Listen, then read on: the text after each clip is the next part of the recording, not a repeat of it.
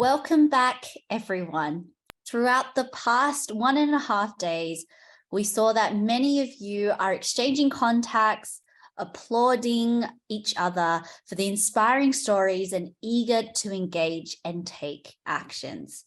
Now, this next session is no different.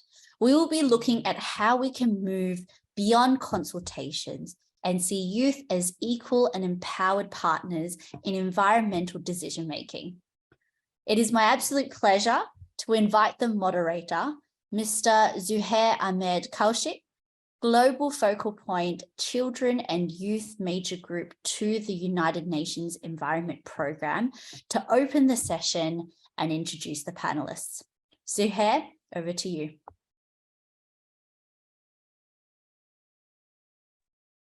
Thanks a lot. Thanks for introducing me.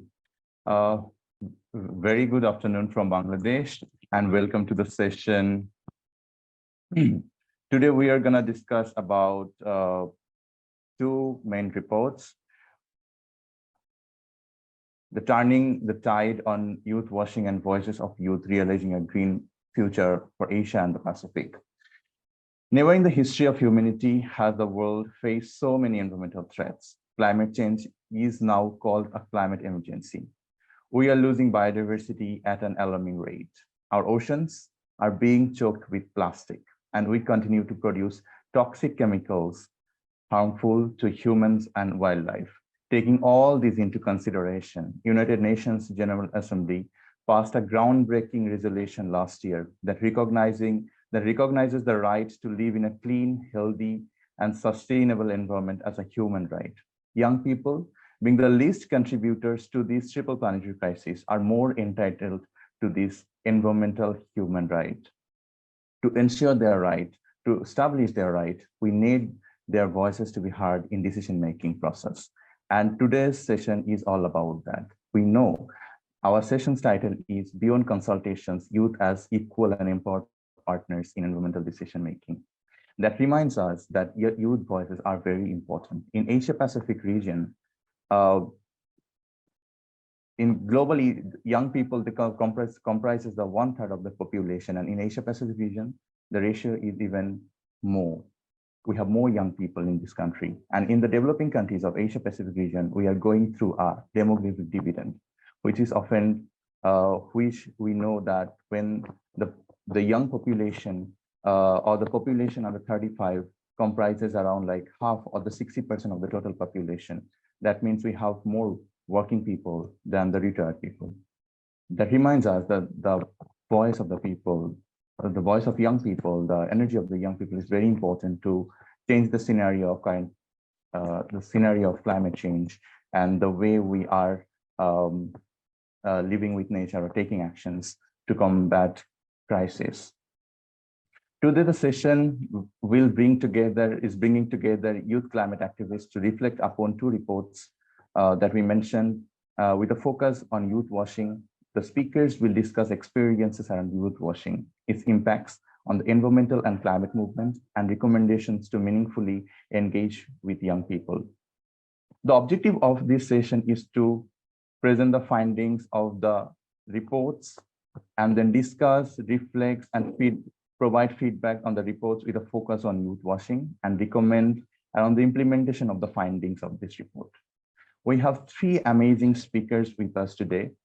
It's my great honor to introduce them to all of you. We have our Aru Ayuni, who is a student and from Malaysia and who is very vocal about climate crisis in her country.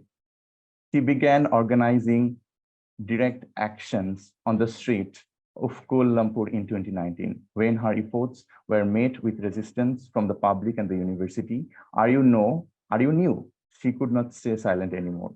She is working with a lot of organizations. She is the communication director at Climate Action Malaysia, and she also works with Young Indigenous Japun Women Group. We have another speaker from Philippines. He is Brex Arevalo. He is a climate justice advocate who has engaged primarily with youth, faith-based, and civil society organizations for over 5 years. He is also a member of multi-UN agency convened youth advisory group on environmental and climate justice in Asia Pacific. He worked with CASA Sustainability in Tokyo. He formerly managed the EcoSuite Global Ecology Network of Jesuits and partners and directed the education and research initiatives of the 2030 Youth Force in the Philippines. We have another speaker, Ria, with us. Ria Das is a lawyer from India. She also works as a volunteer researcher and climate policy analyst with an international nonprofit organization called Young Women in Sustainable Development, and is a member of Future Planet of Earth, a global network of volunteers. She has also been awarded as the 100 Best Young Indian Writers by UNESCO. She's a strong advocate for youth and gender mainstreaming, and she has been selected as a youth delegate by UN Women for CSW 67 conference. Ria is radically committed to protecting human rights and securing equal rights for all. As you know, this session is completely based on 2 reports. So it's always better to start with the reports. Maybe we can have a discussion. I'd like to request to present the slides on the reports.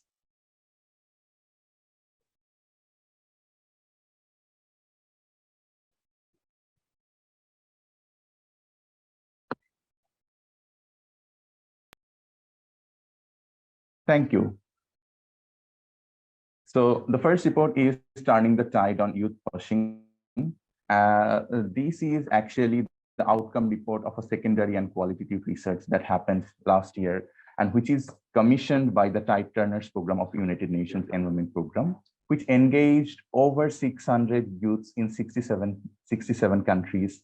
And it also involves some adult stakeholders to know about their perception about youth engagement and how they can better the situation that we have now. It presented a timeline of youth environmental movement, which started from 1968, where a group of Swedish students, they actually confronted their government for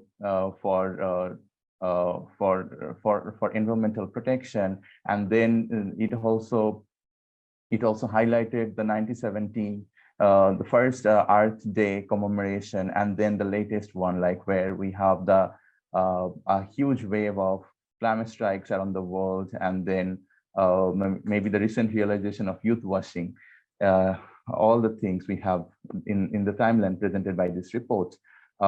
We also have a very good definition of different buzzwords in this document, like eco-fatigue, intersectionality, youth washing, and most importantly, this report or the playbook has amalgamated insights and provided broad recommendations, the 5 broad recommendations for adult allies and for maybe other people out there, so that they can engage young people meaningfully in different processes. Can we move on to the next slide? Yeah, we have another report, which is the Voices of Youth Realizing a Green Future for Asia and the Pacific. Actually, this is kind of a outcome of many consultation that happened nationally and regionally with more than 4,000 youths in 9 different countries in Asia Pacific in the lead up to the Stockholm Plus 50. Stockholm Plus 50 was the 50 years of commemoration of the 50 years of the first International Conference of Human Rights, Human Environment, and which has been convened by the UNDP, different UNDP country offices and Youth Empowerment in Climate Action Program, YECAP. These consultations actually provided a platform for young people to share insights, exchange best practices, and influence actions for programmatic and policy level works. With a mobilization of critical lessons learned and presented, and the presentation of general and various thematic recommendations. This report also suggested us the takeaways for facilitating meaningful youth engagement in climate action. So we understand from these reports that young people are important, youth voices are very important. And there comes our first question of this panel. Why youth voices matter, right? So why are youth voices important? We'd like to go to our speakers and let them respond to this question. Our first speaker is Brex, then we'll go to Ria. The floor is yours, Brex. Thanks so much, Zuhair. So this question for me, coming from a background of working with a lot of Indigenous youth, a lot of different kinds of youth, and of course, faith-based institutions, is that I remember a saying from the Bible that goes something like, old men dream and young people prophesy. And what I take from this is that there is a proactiveness and a real willingness among the youth to shape the future that they envision. There's a desire to act out what they say that they want. This is our future, and this is how we want to get there. Now, Zuhair, you mentioned multiple crises that our planet is facing. And I think with this kind of context, there's a real strong desire to shake the system, which a lot of youth feel let down by.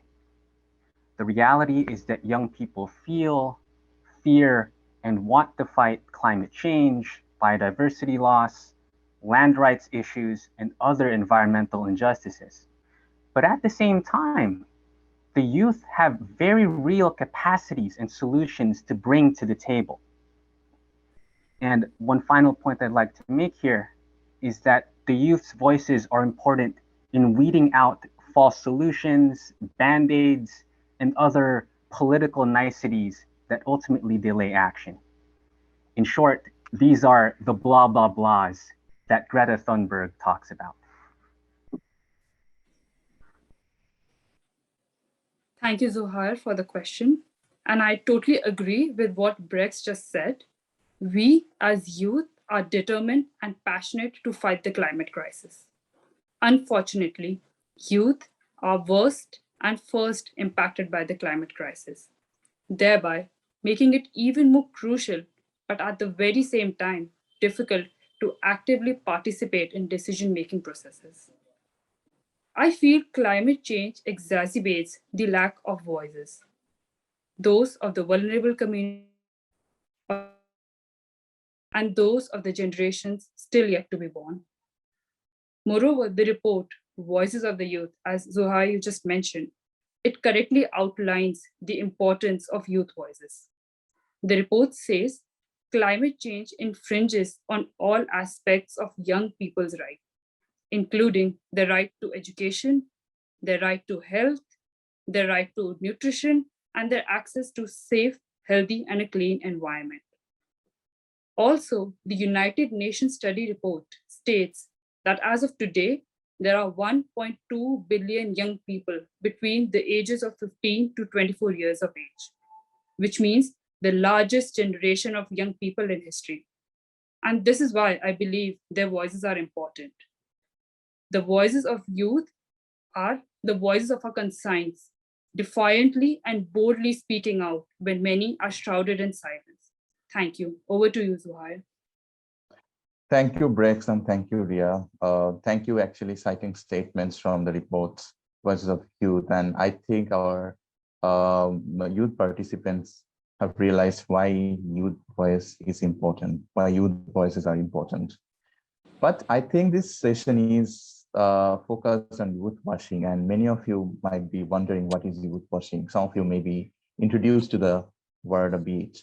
So our next question reminds that we really need to discuss about what is youth washing and what happens in different spaces in the name of youth engagement. So we have two speakers again for this question. We would like to go to Aru and then we'll go to Brex. Aru. Thank you so much. Yeah, so if you go through the report, the Turning the Tide on Youth Washing report, I really love this part where it says, young people are our disruptive innovators, our future entrepreneurs, decision makers, and brave industry leaders. And that this is not a game for any of us. This is a full-time dedication. So everyone has their own definition of youth washing, right? But for me, youth washing is not just excluding young people from decision-making spaces, but it's also about limiting the limitations and barriers that really prevents us from engaging meaningfully in these spaces. So for example, in constrictions of funding, knowledge, and also timing.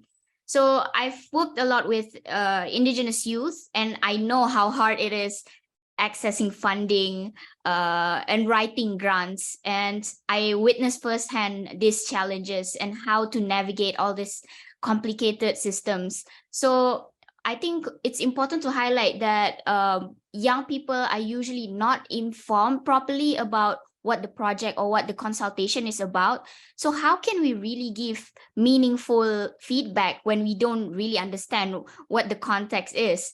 And number two, there's usually no follow-up after the consultations. So were our ideas really taken into considerations or not? So this also creates a lot of discouragements for young people. And number three is that usually requirements for grants or consultation sessions, they demand high levels of expertise and experience. So this is not realistic for many of us young people who are just starting out in climate movement or any movements really. Brex? I think I really like Aru's mention of meaningful engagement, because I think that really lies at the heart of what youth washing is. And referring again back to the Turning the Tide report, it mentions there that, and I quote, "Youth washing happens when young people are invited but not allowed to participate in high-level meetings when decisions are made," end quote. And this is a very real phenomenon. And I'd like to add a little bit to this, and also building on what Aru mentioned, by pointing out that youth washing really serves the purpose of legitimizing false solutions. So for example, there are cases where projects or policies claim to have involved young people in consultations, but in the end, they're usually silent on how exactly they were involved, and if their voices were actually considered in policy design. In some cases, the brand youth from my country has even been used to create some political parties said to represent the youth interests. I even remember one instance working with the House of Representatives or with policymaking bodies in the Philippines, where there were some politicians on the side who were trying to forward some sustainable policies, and were telling us hush hush that, oh, it's okay, the youth, whatever the youth are lobbying can go forward just because they're youth. So I kind of felt like there wasn't much legitimate support for what we were forwarding at the time. So I'd just like to end a little bit by saying that I think when it comes to youth engagement, vagueness is our enemy, because vagueness can mean anything. And this is what we want to avoid. What we need is real, clear, and meaningful lines of engagement where there is no sugarcoating. Yeah, thank you, Brex. Actually, the word vagueness reminds me that I hope our participants are clear about the youth washing, how it happens in different spaces. Just to remind all of our participants, if you have any question, any comments or any remarks, don't forget to put that in the chat. We'll all obviously consider that. After the discussion, we'll get into the question answer session. So we will take some of the questions from there. Yes, it's very important to understand the youth washing, and I hope that Aru and Brex actually could set the scene of youth washing, how it happens in different spaces. But why youth washing is important, like how this is actually harming the current situation of youth engagement, why youth washing is dangerous to environmental and climate movement. My next question is to Ria and Aru. Thank you, Zuhair. I feel youth washing is dangerous because it hampers the climate action movement. It gives the illusion that real change is happening, when in fact, nothing is being done in this regard, except from clever corporate agendas. To be honest, we are all tired of being part of multiple climate consultations and negotiations with empty promises from world leaders. This not only creates mental fatigueness, but also leads to disengagement due to lack of real engagement. And this is why I say youth washing is dangerous for the climate movement. Now, what does it mean when I say real engagement? Real engagement is inclusion of diversity of youth, to include those youth from the indigenous community or those from the LGBTQI community. It is important that we understand that the voice of one youth cannot be equated to the voices of other 1.2 billion youth. Because when we do so, it leads to the creation of one-sided policies and programs. And also, youth washing is dangerous because it is disrespectful to the efforts that we as youth put in every day to build our grassroots movements. Solutions without the youth are false solutions. It is important that we not only talk about youth, but also let them sit at the table and talk in their own voices. In fact, I also feel that young people need to feel that they are able to take the table to the edge and shake it when they feel their voices are falling to the side. Thank you. Over to you, Arun. Yeah. So earlier we talked about what youth washing is. So now let's talk about why it's really harmful to the environmental and climate justice movement. So I think it is dangerous because it undermines the participation and representation of young people in decision-making processes. So you are literally excluding people, young people from marginalized groups like indigenous youth and disabled groups. And this disrespect that Ria mentioned just now, and this discouragement, this will create a cycle of exclusion and youth washing in decision-making process. So I'm talking about a worst case scenario here. In spaces where youth washing is normalized, there's this silent agreement from everyone, from decision makers, to basically invite young people as mascots because it might brand their campaign or brand themselves as a progressive campaign. So this is really good PR for them. Or by inviting young people, it makes them comfortable because they are basically putting a checklist. They're basically saying, oh, we've consulted everyone in our list. So this tokenization of young people means that our inputs are not really given the value that they deserve, and stakeholders can literally dismiss our ideas without genuine consideration. So many times in the spaces that I've been, youth are being cherry-picked. Basically, stakeholders cherry-pick youth who are agreeable, who are easy to access for consultations, and they may not necessarily represent the climate movement. And these young people who are not agreeable will be usually discarded or not listened to. So if this is happening, which we know it is definitely happening, what kind of message are you sending to the climate movement, especially to those who are most impacted by the climate crisis? Thank you, Aru. Thank you, Ria. I hope that the participants actually got to understand how dangerous the youth washing is.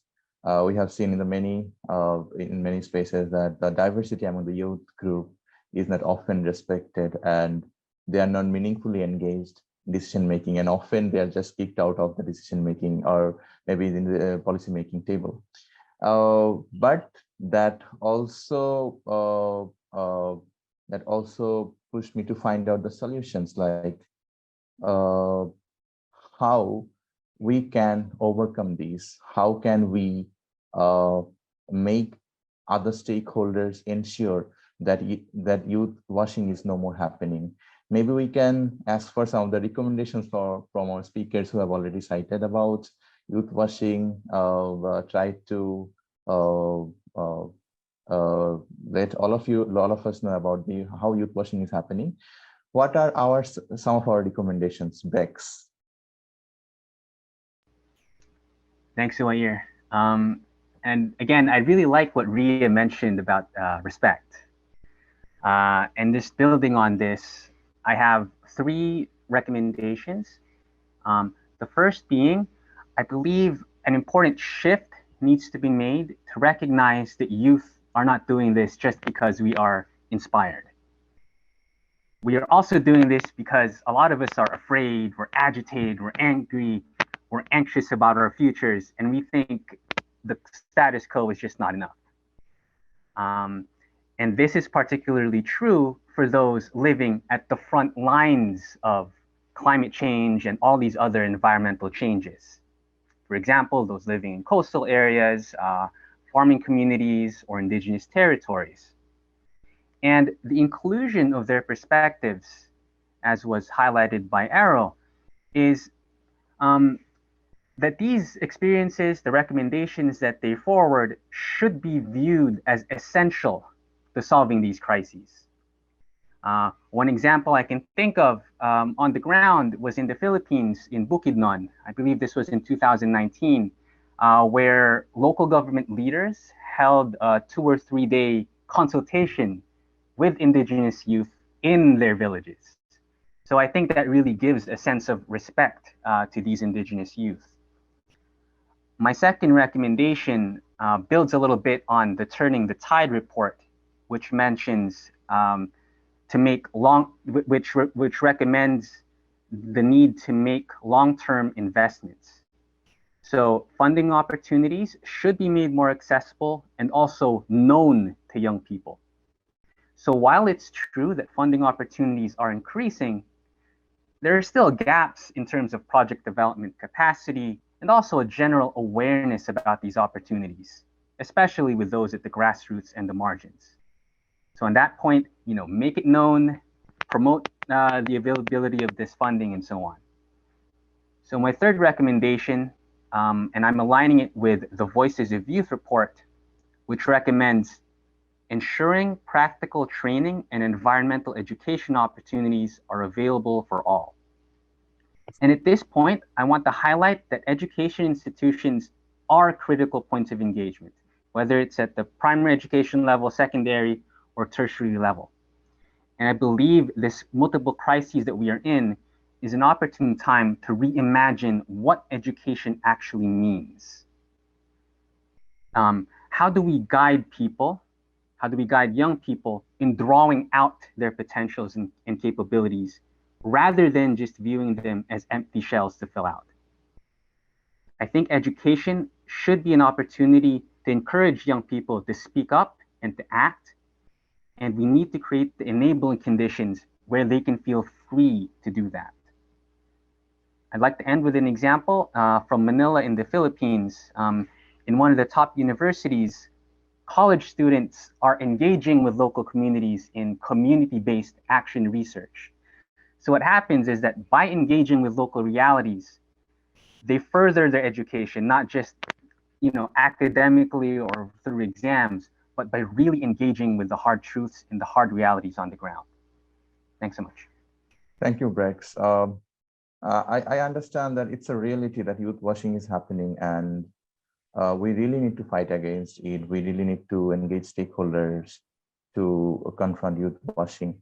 So my question to Arrow is how stakeholders can avoid youth washing? What are the steps they can take to avoid youth washing? First Arrow, and then Dia. Thanks, Zuhair. Yeah, so, well, Brex, you pretty much covered all the good recommendations. I have 2 additional recommendations that I think stakeholders can do to avoid youth washing. So number 1, the most important thing is that recognizing what youth washing actually is. Hopefully by attending this webinar, you already know what it is. And after you know what it is, you actually start organizing meaningful consultations later on. So there's a lot of grassroots youth groups who are underfunded. Many of us don't even have formal structure, and we don't have significant public recognition. But our perspectives are still important, and all of our experiences are still valid and should be taken into account. So do not let this stop you from consulting young people. And the second recommendation is about making long-term investment. So this was one of the 5 recommendations for allies of youth in the Turning the Tide report. So it mentions specifically about increasing funding beyond microgrants. So, we youth have a lot of opportunities in microgrants, but we're usually spending more time doing admin work rather than doing activities when we receive these microgrants. And adding on a bit to Brex's point earlier about accessible funding opportunity.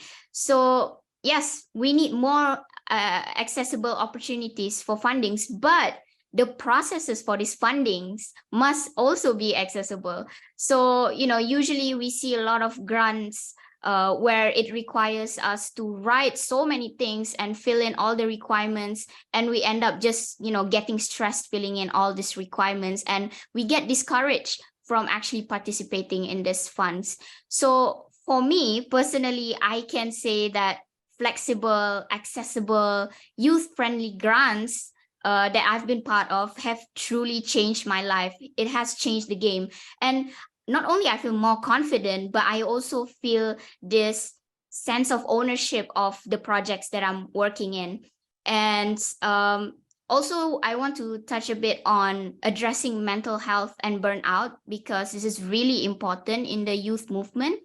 So, when you work with young people, you have to realize that we are taking so many responsibilities when we work in this movement. So this can cause our well-being. So, we experience stress and anxiety and so on. And we're usually balancing between school, work, and family obligations, extracurricular activities. And all of this is happening while we are organizing on grassroots level, while we are, working in the climate movement and basically advocating for our own future. So it's really important to strike a balance between supporting and empowering young activists while also recognizing our limitations. So basically set mindful expectations. So this can help prevent burnout, and young people can continue working in a sustainable and meaningful way. Thank Thank you, you, Aro. Aro. Yeah, floor is yours. I totally agree with what Brex and Aro just said about funding. And since they've covered it pretty well, I won't add more to it. But yes, I strongly feel that funding continues to be an important aspect. And then my other recommendation would be to eliminate tokenism. And this point has been correctly outlined in the report Voices of the Youth. I believe youth must actively participate in rooms where decision making happens. The youth participation must not be limited to side events or pavilions or plenary sessions. They should be an active part in planning, implementing, and monitoring the programs and policies. And then my third recommendation would be to establish meaningful youth engagement in policy making and governance through institutionalized mechanisms for young people. It is important that we understand the importance of engaging and establishing consistent conversations with youth in order to have informed policies. Moreover, there's also a need to create meaningful intergenerational dialogue and engagement with youths as critical points to break down the barriers and ultimately create positive impact. So I think these are some of the aspects which I think stakeholders can ensure to avoid youth washing. Thank you, Brex, Aru, and Ria for actually presenting the recommendations from both of the reports, and obviously from personal narratives, how we can avoid youth washing, and how stakeholders can play a very important role here. So I think our discussion is kind of finished here, but we are not finished yet. But we have our floor open for question and answer and remarks.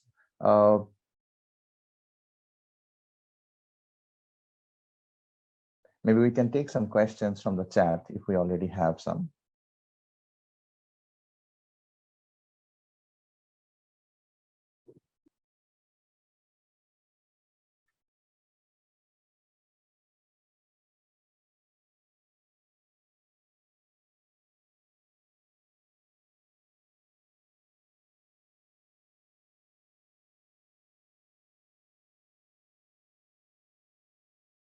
So we have a question that youth washing, is youth washing similar to youth tokenism?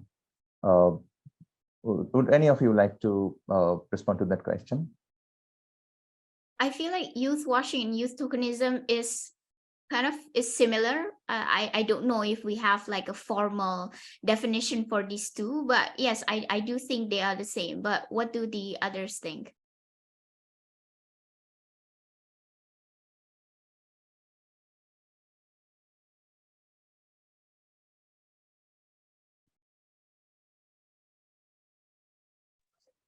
Yes, I agree with what Aru said. Youth tokenism and youth washing are pretty much similar, but I also feel that youth tokenism happens when the world leaders or the corporate bring in their agendas, or when they exercise the involvement of youth as only tick box exercises. So that's a more formalized term, but yeah, it's pretty much similar. Okay, so I have a question for the three of you, like, or if you like to maybe take that. Can you guys share some more personal good examples, like how, I mean, on youth inclusion and related to the recommendations that you have given earlier? Any personal good experience or example? Yeah, maybe I can share a bit about my experience in consultation sessions and also some grant opportunities that I've been. So I've been very lucky. I've received very flexible and youth-friendly grants that really understand that young people don't only need the money, but they also need support in terms of management and basically navigating the funds. So I've been really lucky working with those kind of people. And also during the pandemic, it was really helpful, really assured, funders basically reassured me that, they were going to continue to support, and that, the timing and how the fund is going to be spent is going to be a bit flexible, because they understand that us as students, we are still going through school. And at the same time, COVID was also happening. So it was really reassuring and built a lot of my confidence while working on my project during the pandemic, which was really hard. And in terms of consultations, I've been involved in with stakeholders who really understand my schedules, because as students, there are extra classes, classes happening at random times, so they really understand that, and that didn't stop them or discourage them from inviting me. Because there have been some times where I informed them, sorry, I cannot make it to this timing for this meeting because I have school, I cannot go, or there's logistic problems because I need to travel really far to these consultations. And they've not been accommodating basically, and not included me in other consultations. But I've had really good experiences with some stakeholders who really understand that they are engaging with young people, and yeah. Thank you, Aro.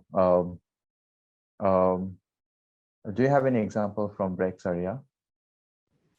Well, just going again on the example of the funding, I think from the perspective, I think of a funder, of a funding institution. One of the key points I think I'm noticing is that more and more funders seem to be more receptive to evaluations or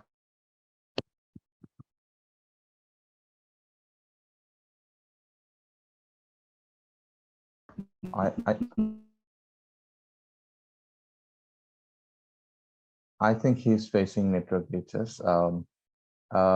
Yeah, I see some hand raised. So I'd like to request you to put your question in the chat.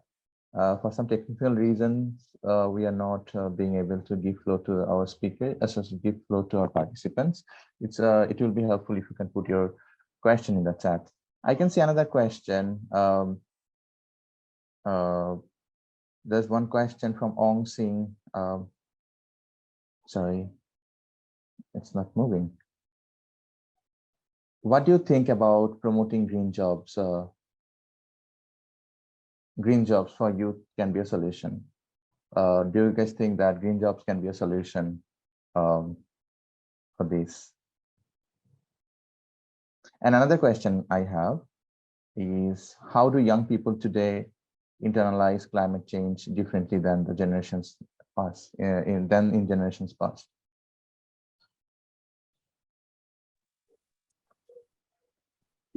I would like to answer the first question. That can green jobs help in solving the climate crisis problem?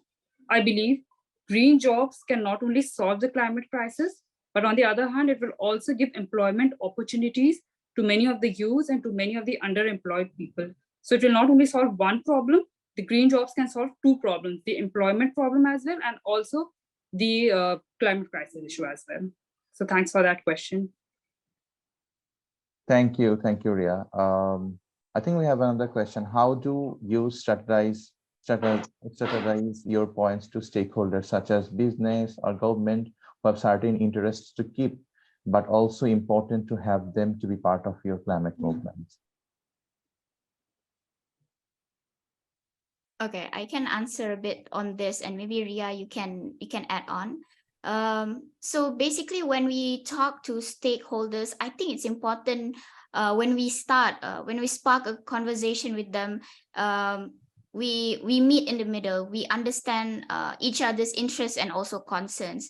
So first, I would usually start by highlighting mutual benefits if we work together and a common goal. So we can, for example, talk about how this will benefit the environment, but also creating job opportunities, as Ria mentioned just now, and and also being firm by recommending specific actions that these stakeholders can take to support the climate movement. So by being firm and stating it clearly what actions that they can take. So I think that would be really beneficial. But Ria, do you have anything to add on to that? I think you've pretty much summed it up.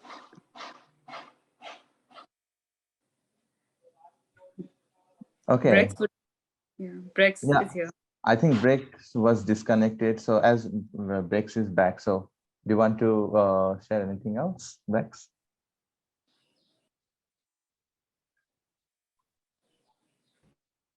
Brex, can you hear me? I lost a little track of the question. Can you hear me? No. Am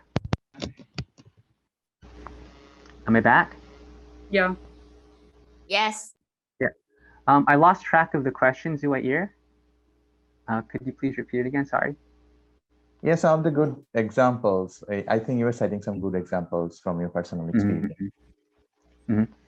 Now, I'm not sure exactly at what point I got disconnected earlier, but I think I was sharing the example from the position of a funder. I think there are more and more funders right now who are looking at results and outcomes beyond just hard numbers. So, for example, if you have a reforestation effort, it's more and more not just about how many trees you plant, but also what's the effect on the community and among the young people. So, for instance, you have some community-based efforts, for example, in Mindanao in the Philippines, which are also looking at are more and more youth going into primary education, are more and more youth becoming involved in their community rather than moving out of their community towards urban centers. So it's these things that I think really help tie community together and also help enable young people to become involved in these processes through storytelling, through things that really engage them, and not just things that that they're like a checkbox that for many people may be a little bit too technical. We are actually at the near to the closing. Ria and Aro, do you have anything to share more? If not, then maybe I can conclude the session with some of my personal experience or good examples. In Bangladesh, we also have, we face a similar kind of situation of youth washing, and we have been experienced, for many years. So recently what we have started, I think the best solution is to unify young people, self-organize and bring them together. So now in Bangladesh, we don't have a youth council. Normally in many countries we have youth council, and youth council is kind of, plays the role of formal youth engagement in different processes. So in Bangladesh, we don't have that. So we have started mobilizing like the youth organizations who are working on different aspects of environment and climate. Then we have primarily decided that we will form a youth council, youth environment council, and then we'll try to establish young people's mandate to formally engage in policy making process. Because in Bangladesh, what we have like, where there is any law or policy being made, we have some experts, they provide support to the government, but normally the government doesn't consult with the stakeholders, and young people being a very important stakeholders, they should have their voices reflected there. So we have started that council, and we realized that it won't be very easy for us to establish a formal mandate, but maybe we can start something maybe from scratch and then start doing something wherever we can. Like we have already started connecting with different branches of the Ministry of Environment, and some of the branches that they are welcoming, they are actually helping us to provide inputs to their policy positions for different intergovernmental fora. And recently, the major success which has been achieved is like there's a UNESCO Intergovernmental Oceanography Commission Regional Committee meeting going to take place from 28th March to 30th March, and we could literally manage to push our government to agree on organizing a youth dialogue in parallel to the intergovernmental meeting, and they are now agreed to invite 25 youths to participate in an intergovernmental meeting and the youth dialogue. So yeah, that's a very big win for Bangladeshi youth, because no such thing happened before in the past.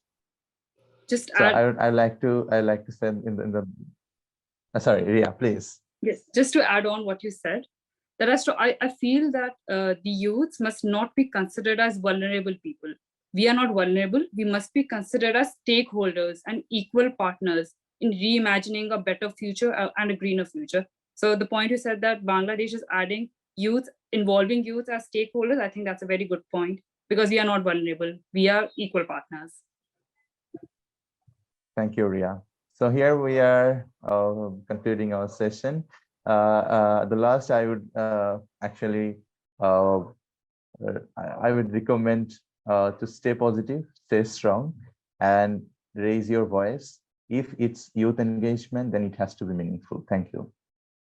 Thank you so much, Zuhair and the panelists, for such an insightful discussion on meaningfully engaging youth, right? And presenting the recommendations on how we can avoid youth washing and ensure that, as you mentioned, Ria, engage youth as stakeholders and to do so in a way that makes sense and really takes into account their perspectives and points of views.